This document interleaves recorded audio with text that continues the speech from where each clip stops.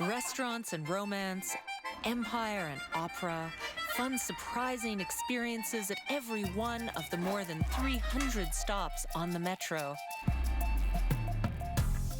My name is Lisa. I'm a writer and tour guide. I carry a Canadian passport, but all we'll need is a ticket for the metro system as I show you historic, inspirational, endlessly fabulous Paris. I'd like to share my love for this spectacular city with you, one stop after the next, by way of the exciting Paris metro system. So grab your French phrasebook and put on your walking shoes. We're going to Paris. Next stop, Butte Chaumont. Paris is a city of neighborhoods, and today we're visiting the wonderful quartier of the Butte Chaumont and Belleville. Come discover a large English-style park, come to a contemporary art vernissage, visit a fabulous cheese shop. This neighborhood is full of surprises and country charm, though it's surrounded by high-rises. We'll take a trip to Russia in this neighborhood and visit vineyards, community gardens, and one of my favorite bistros. This is one of the friendliest neighborhoods in Paris.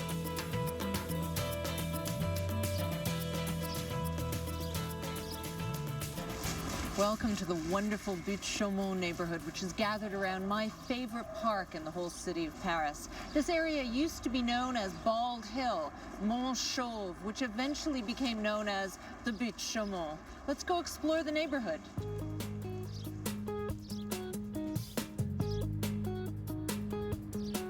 One of the most famous parks in the capital, the Butte Chaumont was traditionally a working-class neighborhood. The small streets are lined with houses and villas that look like a countryside daydream, vestiges of the worker housing that was originally built here on what was the edge of the city. Overlooking Belleville, the Butte Chaumont is one of the few hills in Paris. The word butte means hill. It's an area that has inspired many films. And Belleville is where famous singer Edith Piaf was born. Today it's a popular neighborhood where many newcomers come to put their mark on the city. This is one of the many entrances to the Butte Chaumont, a gorgeous park. Let's check it out.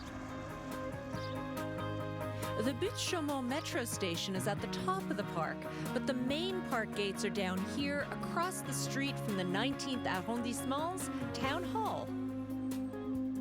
Saturdays, you'll often see couples just married from the town hall run across the street to the park to have their wedding photos taken in front of the lovely flowers.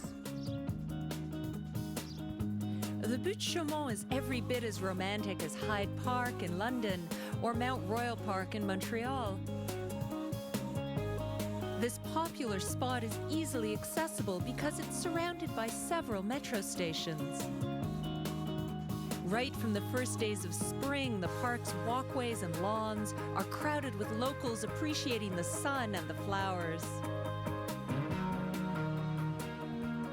The beautiful Butte Chaumont Park originally was a quarry. From the Middle Ages until the middle of the 19th century, there was gypsum quarried here, until gradually it was abandoned because it had run out. So the quarry here was used by criminals as a meeting place and slowly filled with garbage. The place was ripe for redevelopment. This former quarry was turned into a beautiful park during the Haussmann renovations of the Second Empire. The idea was to create an English-style wild garden because Napoleon III had spent part of his exile in London and he'd fallen in love with that style of public space. The redevelopment of the site began in 1864 under Napoleon III. After 3 years of intense work, the Butte Chaumont Park opened in 1867, at the same time as a universal exhibition in Paris.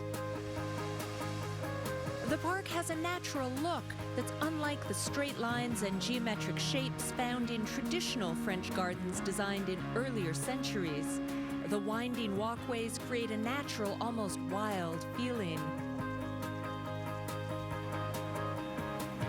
During the major renovations of the 19th century, entire neighborhoods of Paris were demolished to make way for these wide boulevards and new apartment buildings. The The poorest Parisians were chased from the heart of the city, and the man in charge of this metamorphosis, Baron Haussmann, was not the most popular man with the general population.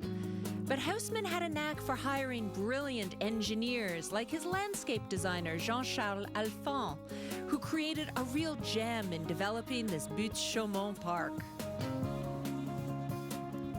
During construction, huge chunks of land were blown up with dynamite to use in creating a whole new landscape for this area, complete with a natural-seeming waterfall, a large lake, hillside trails, and elevated walkways. Alphand completely transformed a formerly sinister part of the city. Gardeners planted hundreds of different types of trees, shrubs, and flowers, and artist Rodin, a young man at the time, was hired to create concrete furniture for the park. In a city that has more than 400 parks, the Butte Chaumont is unique. Baron Haussmann and Jean-Charles Alphand created a timeless place away from the bustle of the big city. This is a romantic location with mysterious landscapes, bodies of water, and an artificial cave. Be sure to tour the cave to admire the beautiful waterfall and artificial stalactites, some of which are more than 25 feet tall. At this fork in the road, you might notice a railway track. This was known as the Petite Ceinture, the Little Belt, a 19th century railway that surrounded Paris until 1934, replaced by the metro, which had much better service.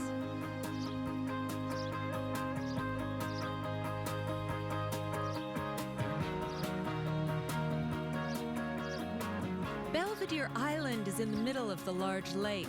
It's connected to the shore by two bridges, a stone bridge reaching 72 feet in height and a suspension bridge designed by Gustave Eiffel, the engineer of the Eiffel Tower. The island is topped by the Temple of the Sibyl, a shrine inspired by a Roman temple in Tivoli, Italy. Let's go up the 173-step staircase to see the view. The small temple at the top of the Butte Chaumont is a beautiful place for a stroll. It's also somewhere that ambitious joggers come to early in the morning to admire the view.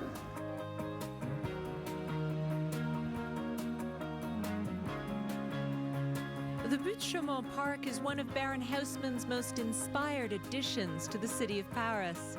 Parisians and visitors enjoy the park as much today as they did when it first opened. In fact, more than 3 million people visit this park every year.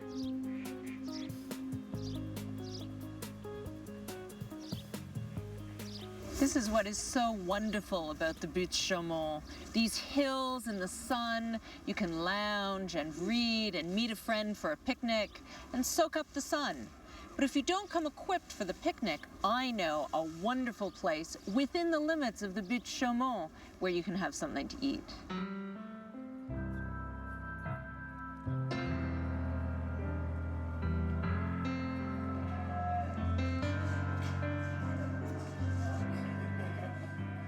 The Rosa Bonheur restaurant in the Butte Chaumont is a wonderful place to have a drink.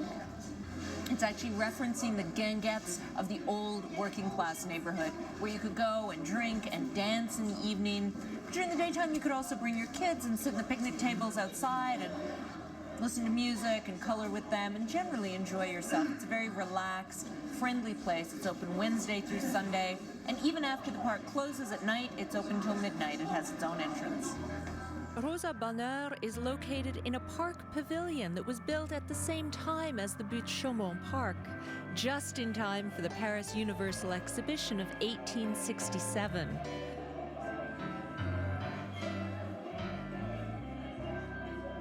Today, along with offering drinks and tasty food, the team at Rosa Bonheur organizes many activities, including a choir and a women's soccer team, the Rosa team.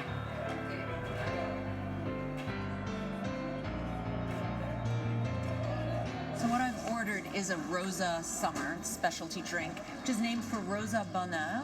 And in fact, the restaurant is named for this painter named Rosa, who actually was the first woman to be given the Légion d'honneur award in 1865. She was this very academic painter, had really good knowledge of anatomy. She studied all kinds of animals. And she actually won the right to wear trousers in the city of Paris. She actually had to specially apply to be granted an exception so she could dress as a man and go and make the kinds of sketches she needed to as a painter. Now, if you get to the Butte Chaumont and you haven't brought a picnic with you, this is the place where you can pick up a great bite to eat. Let me show you. So what's great is this is a tapas bar. You can order a whole bunch of lovely things to take back into the park.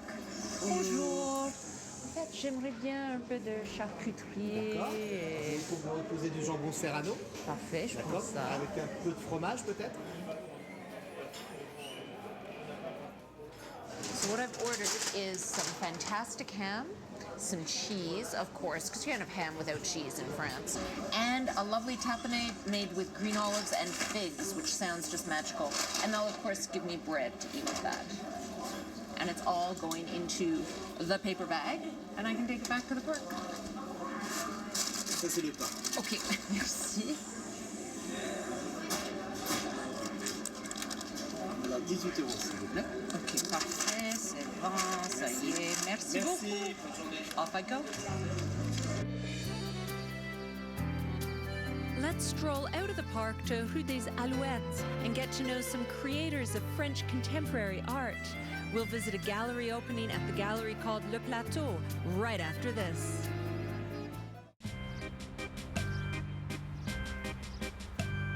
We're in delicious, delightful, delectable Paris, visiting the area around the Butte Chaumont metro station. This is in the northeast part of the French capital, a bit lesser known to tourists, and it's especially rewarding if you don't mind climbing an occasional hill or some stairs.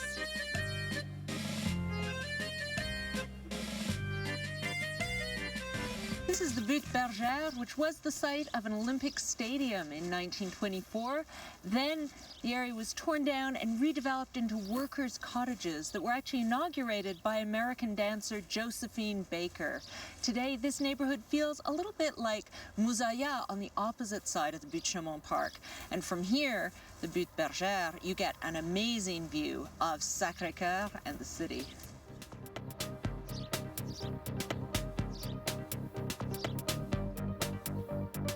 Along with its exceptional view of Paris, the Butte Bergère here in the 19th arrondissement is a quiet neighborhood with an exceptional quality of life. The hill here is built of soft ground, too unstable for modern high-rises, but just perfect for smaller housing. An active neighborhood community group maintains a lovely garden here. In France, all municipalities are allowed to make gardens available to the public. Access to these garden plots is free, but there's usually a long waiting list. In a world where too many people spend their lives in front of computer screens, these gardens are a great alternative. This place on Butte Bergère is managed by residents, each of whom have a small plot of land to cultivate. Tomatoes, lettuce, cucumbers, strawberries. Each square of earth produces something that contributes to the harvest in the fall, a celebration for gardeners who spend so much time caring for their plants throughout the spring and summer. This small group of residents has some ambitious plans for the garden.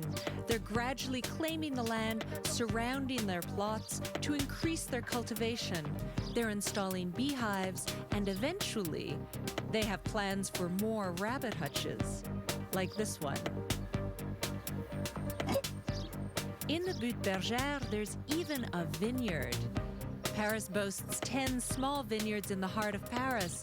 Together, they produce a few hundred liters of wine per year. White wines such as Sauvignon, Chardonnay, Muscat, and Chasselas, and a red wine, Pinot Noir. They're all produced in Paris. The Butte Bergère overlooks the neighborhoods of Jourdan and Belleville, which include parts of the 19th and 20th arrondissement. These former working-class neighborhoods are now a great mix for different immigrant groups and artists, making it a very cultural neighborhood. So when you're visiting the neighborhood, keep your eye open for porte ouverte, i.e. open doors to artist studios, and vernissage, or openings to exhibitions, like this one at the Plateau, just above Butte Chaumont.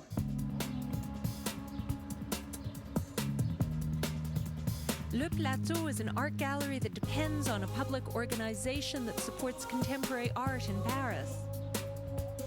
Since opening in 2002, the gallery has become a landmark in the contemporary art scene in France. It organizes several exhibitions each year, which allow people to discover new talents along with more established artists.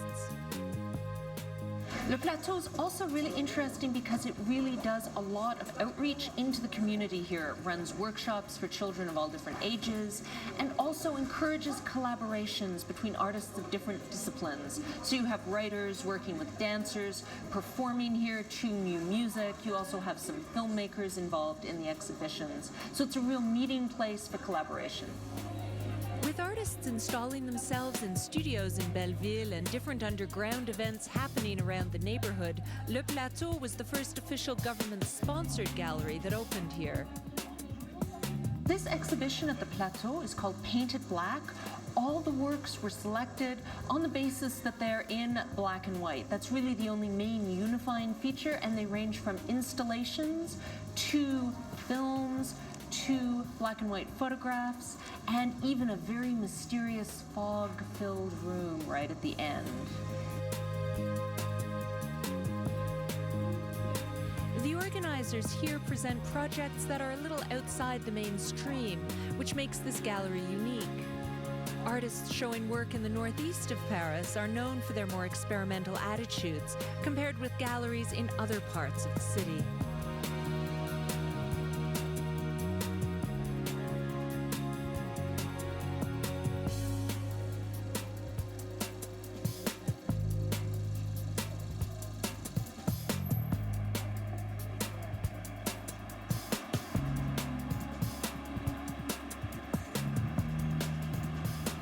This is the Quartier Jourdan. It's a wonderful shopping area on the far side of the Butte Chaumont Park. If you go along Rue de Belleville with me, we'll discover some fabulous little food shops and specialty places. Rue de Belleville is well worth exploring, especially if you're looking for a unique souvenir to take home to friends who want something more unusual than an Eiffel Tower keychain. You can also try some of the small cross streets off Rue de Belleville, like Rue de la Villette. One of my favorites is L'Embellie Design, just down here. Here we are at L'Embellie Design, which is a wonderful little shop opened by Coralie 6 years ago in this village atmosphere of Rue de la Villette.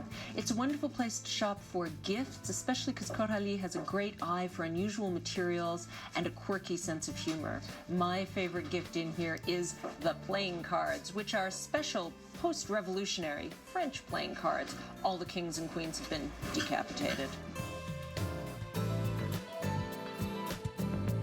Coralie, the owner of Embellie, takes special care to choose the original objects that remind her of her childhood.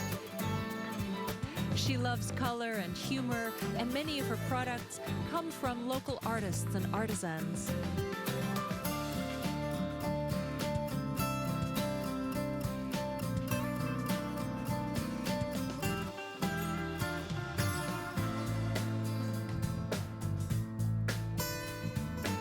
The French have a reputation for doing what they want. After the 1951 election, the famous General de Gaulle said in frustration, "How do you govern a country where there are 258 kinds of cheese?"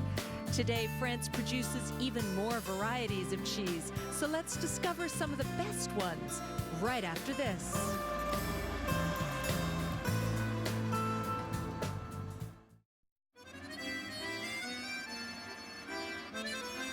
We're in entertaining, extravagant, edible Paris, a city with incredible cultural and gastronomic richness. Here, it's inconceivable to finish a meal without some good cheese.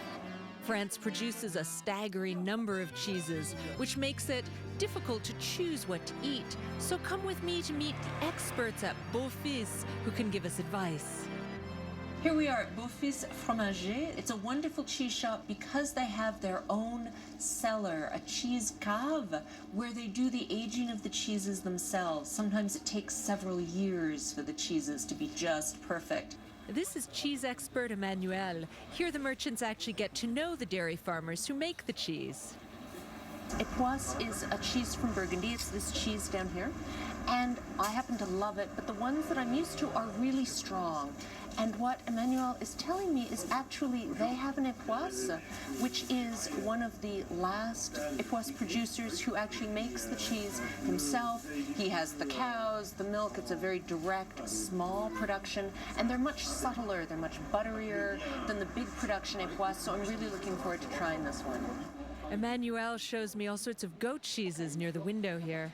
First of all of their chèvres are made by very small producers, and you can actually go on the cheese shop's website and see videos of people making the cheeses, which is kind of fabulous.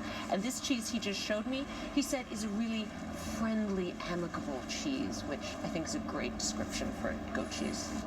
This cheese that I'm getting is made by Monsieur and Madame Branche, who live in the Savoie, and Emmanuel was saying that their goats are beautifully looked after, and you know, I actually quite like goats. I think they're really cute animals, so I'm going to get this goat cheese.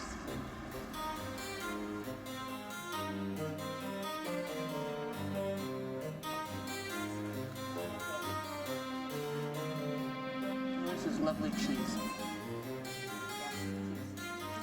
This Roquefort producer, the Roquefort Carle, is the last Roquefort producer who makes their cheese utterly traditionally, which means that the mold in the Roquefort is actually grown on loaves of bread inside the cave. There's a special baker in the town where they are from that makes the bread, that grows the mold in the cave, that ends up making the cheese blue.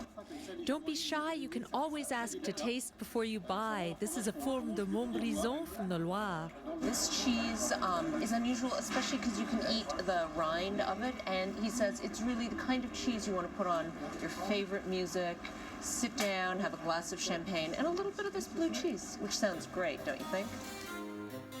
Come meet Christophe, the owner of Beaufils Cheese Shop. He'll show us around his cheese cellar. But before going in, I have to take some precautions so we can meet hygiene standards. Okay, so now I get the sport of putting on my shoes. Wish me luck. It's trickier than it looks. Okay, one shoe. This is what they don't tell you about making cheese, that there's all this other stuff you've got to worry about. Okay, I'm ready. Oh wow, this is beautiful.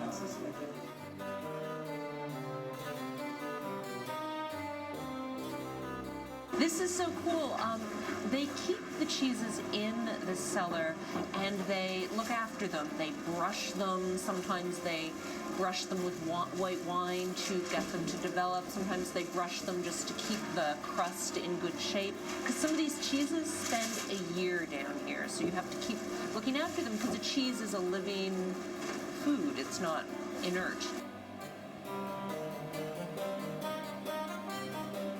This cheese is from Aveyron, which is produced by someone who also makes a Roquefort. It's a sheep cheese. And this particular cheese, because it's aging down here in the cellar, periodically they have to bring it out and brush it off, because the crumbs that form on the crust, if they stay and sink into the cheese gets bitter. You can't use the same brush on different cheeses. You have to go out, re-sterilize your hands. If you're going to use a completely different kind of cheese, you've got to be really serious about it. There's actually a special light fan down here that keeps bugs from getting into the cheeses, especially in summer. It gets really hot. You don't want any kind of bug to come in here, so if there's any tiny little fruit fly or anything, it gets sucked into the light there. to keep the cheeses in a really pristine environment. It's almost like a laboratory of cheese down here. This cheese, the mimolette, is interesting because it's really orange inside, it's really dense and hard, and it was apparently Charles de Gaulle, the famous president of France, was his favorite cheese of all the cheeses in France. And this particular cheese is about 2 years old. They can be up to 3 years old down here. They're just spending a lot of time in this cheese cellar. This particular cheese shop here in Belleville, near the Butte Chaumont, actually has a long-standing relationship of getting cheeses from Neal's Yard in London. So it's one of the only places in Paris where you can get some of these amazing English cheddars. So this cheddar is wrapped in 4 or 5 layers of linen, very, very fine linen, which protects the cheese. And you have to wipe down the outside of the linen so that the molds don't grow too quickly, and you actually wipe them down with the equivalent of baby wipes, with sort of alcoholized wipes to clear off the mold, and then it'll start growing again, just so it develops really slowly. This cheese here is from May 2011, so it's already almost 2 years old at this point in time. Unable to resist the amazing English cheddar, I finished the cellar tour with a small tasting. Oh, it's great cheese, but it's a wonderful cheddar. It's really creamy afterwards and really strong. It's great. Thank you.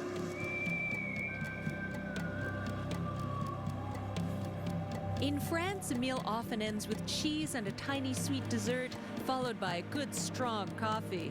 Let's visit the small shop in the Rue de Belleville where I get my coffee right after this.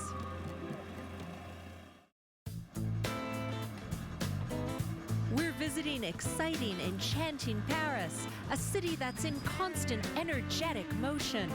Could the secret of its dynamism be in the unbridled consumption of coffee? Let's come to Jourdain Brûlerie to meet Gaston Berthier, who's the son of the shop's founder. This store, near the Jourdain Church, has been open since 1956. I am here because I'm doing a brunch on Sunday, and I would like to get some coffee for my little Italian coffee pot. The one like that. Yeah, it's like that. What do you recommend?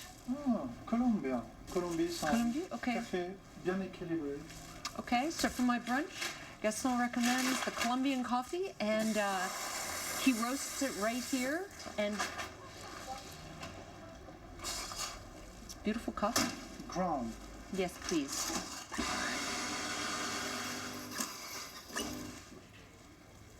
Yeah, it's great. Wow.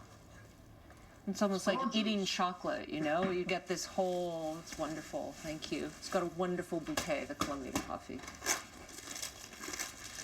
At the end of the day, you must be covered in coffee dust. I smell coffee. This is my natural perfume. While the Jourdain Brûlerie is paradise for lovers of coffee, Gaston also offers a wide selection of teas. Gaston's explaining that the difference between coffee and tea, there's this infinite variety of tea. But coffee is much more limited because it's perishable. You know, it's got a very short shelf life where it's going to be really delicious. Once you have roasted the coffee, the roasted beans last about 2 months. And once you've ground the coffee, you better use it quickly because it'll only be good for about a month as long as you keep it in the fridge. Otherwise, just the perfume disappears. Near the huge roasting machine, Gaston shows me the different varieties of coffee he offers customers. There are 2 big kinds of coffee families. The Robusta grows, this one, the Robusta, grows in the low altitudes. It's very uneven. The colors are different. It's almost like river pebbles, different kinds of Il colors. y a du noir, il y a du vert, il y a du blanc, il y a du jaune. Yeah. C'est très mixte. Ça, c'est Arabica. Et tu peux voir, c'est du Colombie. Tu peux voir la beauté du grain qui est parfaite. Tout est pareil. Yeah, it's a beautiful couleur. green. It's a Colombian Arabica, which is a higher growing, higher altitude plant. And here is a very special coffee that smells of camphor. It comes from the Malabars in the Indian Ocean. Initially, the coffee beans would come from India to Europe by boat. It took about a month. The coffee beans got quite damp, and it affected their flavor. And people got used to this flavor. So now, even though the coffee is shipped by plane, it takes maybe 5 hours instead of a month. You have to replicate this flavor in the coffee beans. So before they're shipped out from India, during the monsoon season, the beans sit in an open-walled warehouse where they get nice and damp, and that flavor that the Europeans learned to love grows on them, and then they get flown out, so they still taste as if they've traveled by boat for a month. This is why this coffee called Indian Malabar Moussonné.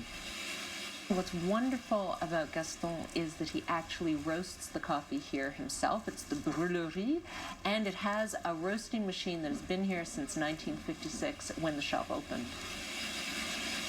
Gaston was explaining that he's taken about 2 years to really understand how to be a master coffee roaster.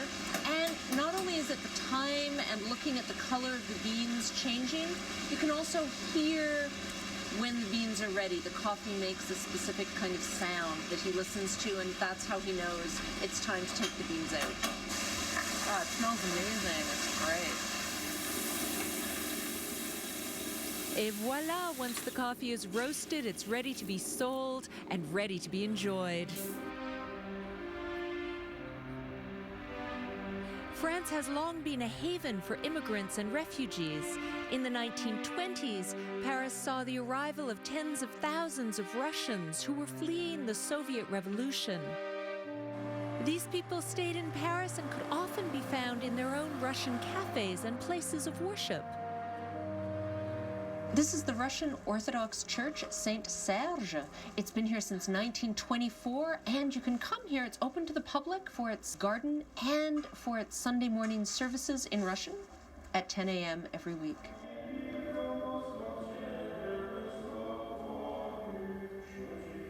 To visit the church, you have to push open an iron gate, walk through a small courtyard, and climb the stairs. This church of Saint Serge of Radonneige is one of my favorite secrets in Paris.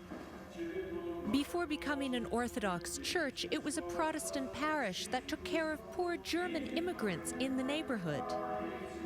Abandoned after the First World War, the site was bought by the Russian community as a place of worship and meeting for its members. It's a place of meditation where you can enjoy a moment of peace surrounded by stunning murals and icons. This little corner of Russia in Paris is full of the history of this community, evocative of the way Paris has sometimes sheltered people from everywhere in the world.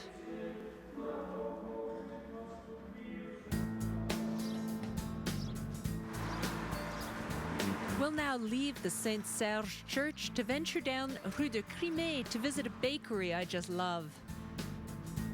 Especially after all the cheese we tasted in the Beau-Fils, we definitely need some bread.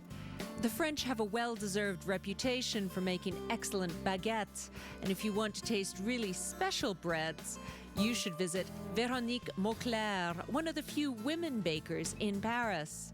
Her shop dates from 1920 and is classified as a historical monument. You can find a wide variety of breads and pastries here: whole grain, pistachio, orange blossom, and cinnamon. And everything, of course, cooked traditionally in a wood oven.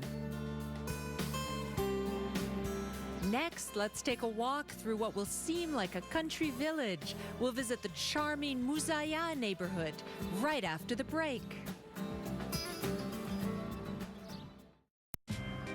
We're in the wonderful city of Paris, visiting the areas around its metro stations. Today we're in Chaumont, a calm and welcoming neighborhood that rewards visitors.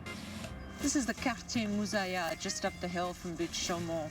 Used to be known as the Quartier Amérique because urban myth had it that the gypsum quarried here was used to build the White House. That isn't true. But what's lovely about this neighborhood is there are still quite a few tiny, charming streets filled with lovely workers' housing. There used to be many more of these streets, but they were torn down. Fortunately, this neighborhood survived. The Moussaïa, also called Little Moussaïa, takes its name from a battle that took place during the War of Conquest of Algeria in 1840. Because of the gypsum quarry, the terrain below the houses looks like a gigantic piece of Swiss cheese. It's impossible to construct large buildings here, so only small village-like houses have been built. The neighborhood is something like a small maze, perfect for wandering and getting lost on purpose. Because of its narrow streets, part of the Moussaïa is closed to cars, much to the appreciation of pedestrians. We can stroll quietly and enjoy the charm of this hidden corner of Paris. Most of the cottages were built in the late 19th century during the capital's period of great modernization. If we now walk through the quiet streets to enjoy the charm of the area, it's thanks to the people who live in Moussaïa. In the 1970s, this area was in terrible condition. The houses were dilapidated, the streets were full of potholes, and the sewer system was a disaster. But a group of residents came together to save the area from total demolition. They were able to get the city of Paris on their side to help save homes, redo the romantic cobblestones on the streets, and install appropriate street lighting. In Moussaïa, these little streets are called villas. Originally, they were private passages for people to access their homes.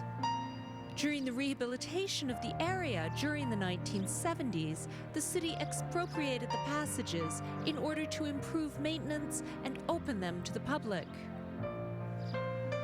Each villa is surrounded by about 30 houses, and each has a colorful name such as Bellevue or Villa du Danube.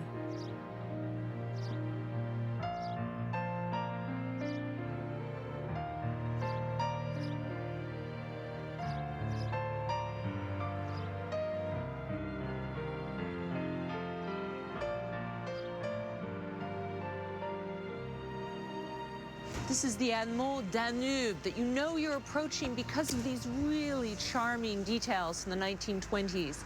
This hameau is a complex of small houses that was built in 1923 and actually won an award for its facade. It's one of the many charming neighborhoods in this area.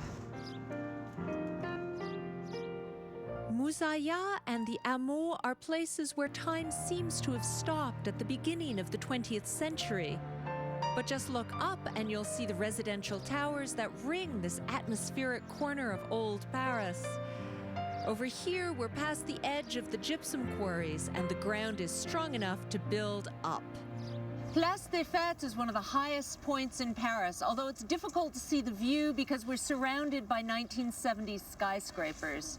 In fact, to get a feeling for the neighborhood, you might want to watch a wonderful movie, Paris Je t'aime, which is a series of short films that take place all over Paris in different arrondissements. One of the most moving and tragic of the shorts takes place right in this spot in Place des Fêtes. The Place des Fêtes is a harsh concrete reality in Paris. Its nickname is Place des Fêtes, or Place of Defeat. 5 euros les poils, 5 euros. But when the sun comes out and it's a market day, the atmosphere changes dramatically for the better.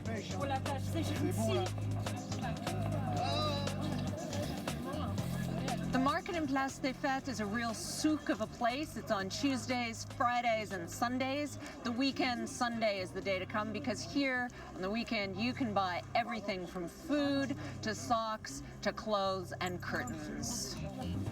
In every neighborhood, the local street market gives you a real feeling for the community. It's a great opportunity to meet the locals and make surprising discoveries. Tu me donnes ce que tu veux, 100 euros, 200 euros, 300 euros. Tu me donnes ce que tu veux. T'inquiète pas, je descends comme un toboggan. 10 euros. some of the market traders are clever and try to persuade you to buy the most unlikely objects, things you might not want to pack into your suitcase and take all the way home.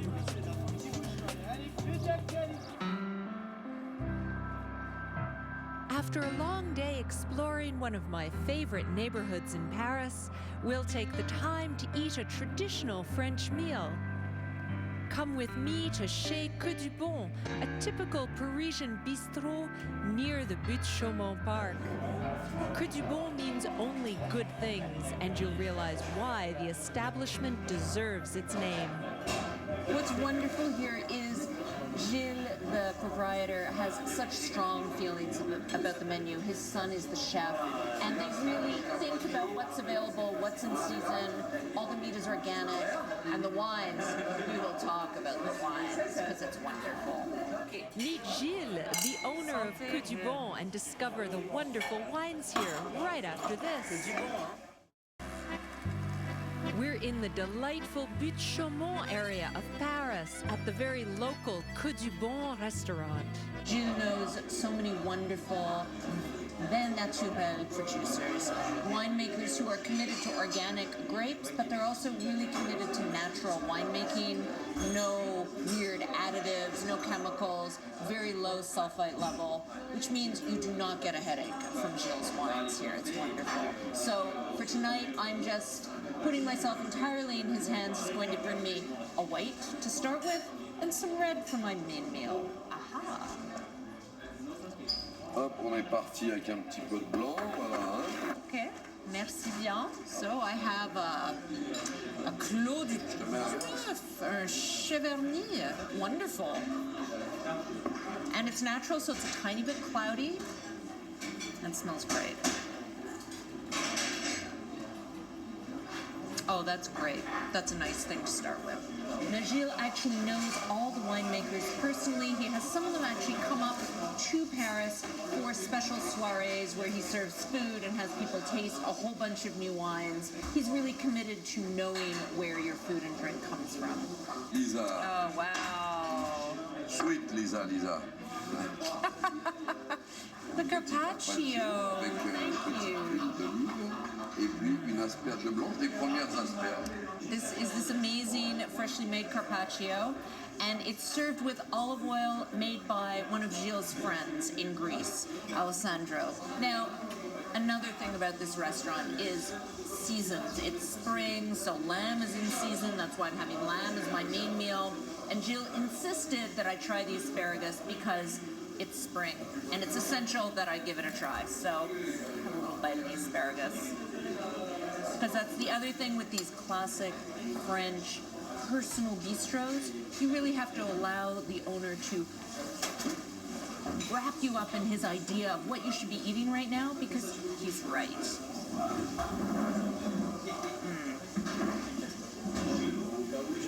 The asparagus is perfect right now. Avec l'agneau, on va boire un vin de Côte-du-Rhône qui s'appelle un baume de Venise.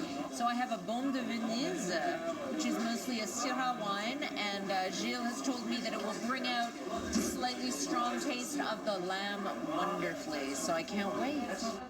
Oh, wow. Et voilà le carré d'agneau de Bellac. This is lamb from Bellac. It's a special region and an appellation. So just like wine has certain territories and names, the organic meats in France do as well. And this is the season for lamb.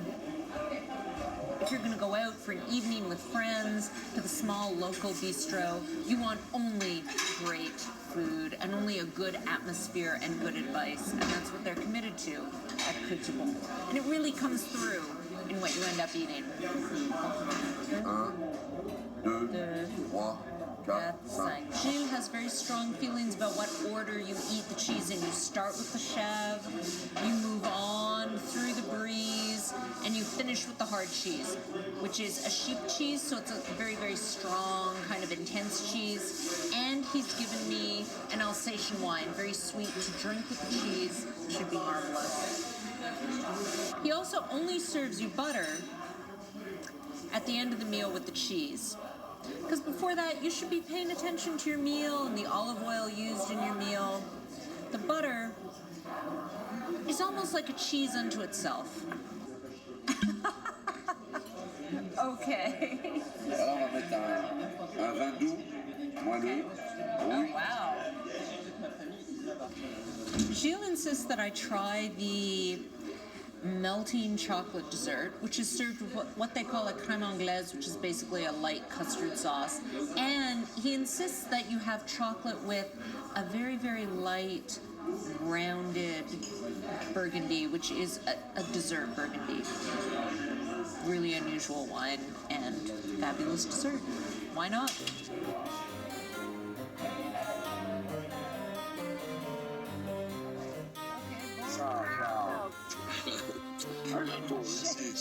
Okay, bye-bye. What's wonderful about the 19th is that in this old working-class neighborhood beside this huge park, you have people reinventing the traditions that make Paris great. The sense of neighborhood, the fact that people know each other and care about each other, and actually really care about food and wine and music and art. That's why I love the 19th. Let's see what we can get up to next time on Paris Next Stop.